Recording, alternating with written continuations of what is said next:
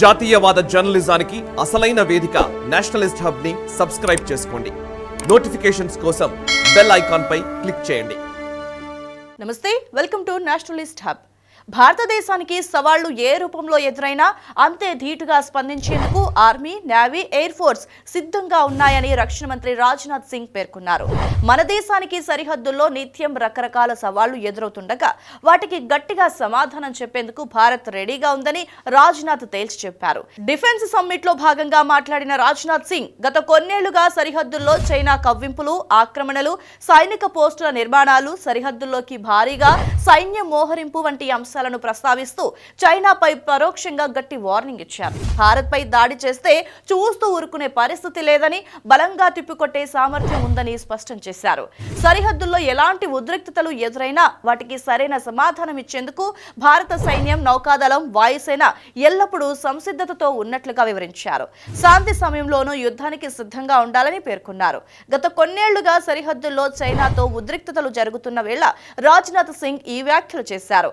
భూమి, సముద్రం, ఆకాశం ఇలా ఏ వైపు నుంచి భారత్ పై శత్రువులు దాడి చేసినా వాటిని తిప్పికొట్టేందుకు భారత త్రివిధ దళాలు ఎల్లప్పుడూ రెడీగా ఉన్నాయని చెప్పారు. ఏ దేశ భూభాగాన్ని భారత్ ఆక్రమించలేదని, అదే సమయంలో మన దేశ భూభాగాన్ని ఆక్రమించాలని ప్రయత్నించిన మన దేశంపై దండయాత్రకు వచ్చిన వారికి రివర్స్ కౌంటర్ ఇచ్చే బలమైన స్థితిలో ఉన్నామని తెలిపారు.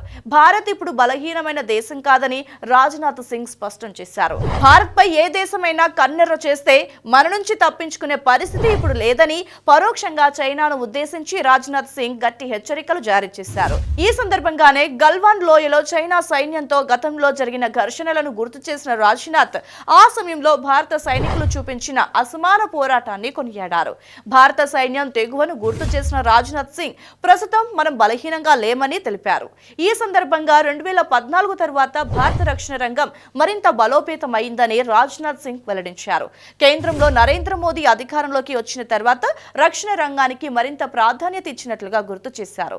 ఆత్మనిర్భర్ భారత్ ని ప్రోత్సహిస్తూ భారత్లోని అధునాతన ఆయుధాలు, డిఫెన్స్ పరికరాల తయారీతో పాటు సైన్యం ఆధునీకరణ పైన దృష్టి పెట్టినట్టుగా వెల్లడించారు. రక్షణ రంగంలో ఆత్మ నిర్భరతను తీసుకొచ్చామని రాజ్నాథ్ చెప్పారు. అలాగే భారత విదేశాంగ మంత్రి ఎస్ జయశంకర్ సైతం అంతర్జాతీయ వేదికపై చైనా తీరును తూర్పారపెట్టారు. పొరుగు దేశం రాతపూర్వక ఒప్పందాలను పాటించకపోవటం ఆందోళనకర విషయమన్నారు. సరిహద్దుల్లో 2020లో చోటు చేసుకున్న రక్తపాతానికి చైనానే కారణమన్నారు. టోక్యోలో అబ్జర్వర్ రీసెర్చ్ ఫౌండేషన్ నిర్వహించిన రైసినా రౌండ్ టేబుల్ ప్రారంభ సమావేశంలో మాట్లాడిన విదేశాంగ మంత్రి చైనా తీరుపై నిప్పులు చెరికారు. ఇండో పసిఫిక్ ప్రాబల్యంలో మార్పు అనేది వాస్తవమని, సామర్థ్యాలు, ప్రభావం, ఆసియాల్లో భారీ స్థాయిలో మార్పులు జరుగుతున్నప్పుడు వ్యూహాత్మక పరిణామాల్లోనూ మార్పులుంటాయని తెలిపారు. అది నచ్చినా నచ్చకపోయినా వాస్తవికతను ఎదుర్కోవాలని, కానీ దురదృష్టవశాత్తు చైనా విషయంలో అలా జరగటం లేదన్నారు. 1975 నుంచి 2020 కాలాన్ని ఉదాహరణగా తీసుకుంటే దాదాపుగా 45 ఏళ్లలో సరిహద్దుల్లో రక్తపాతం జరగలేదన్నారు. కానీ 2020లో పరిస్థితులు మారిపోయాయని జయశంకర్ పేర్కొన్నారు. 1993లో బీపీటీఏ, 1996లో వాస్తవాధీన రేఖకు సంబంధించి చేసుకున్న ఒప్పందాలను ప్రస్తావించిన జయశంకర్ పొరుగు దేశంతో చేసుకున్న ఒప్పందాలను చైనా పాటించకపోవటం అనేది ఆందోళనకర అంశమేనని అన్నారు. ఇది రెండు దేశాల సంబంధాల్లో స్థిరత్వం, ఉద్దేశాలపై ప్రశ్నలు లేవనెత్తుతున్నాయన్నారు. యూరప్లో ఘర్షణ, ఆసియాలో అంతర్జాతీయ చట్టాలను పట్టించుకోకపోవటం, మధ్యప్రాచ్యంలో కొనసాగుతున్న పరిణామాలను చూస్తూనే ఉన్నామన్నారు. అందుకే మారుతున్న ప్రపంచానికి అనుగుణంగా సమతుల్యత పాటిస్తూ ఇతర దేశాలతో భారత్ సంబంధాలు కొనసాగిస్తోందని ఆయన చెప్పారు.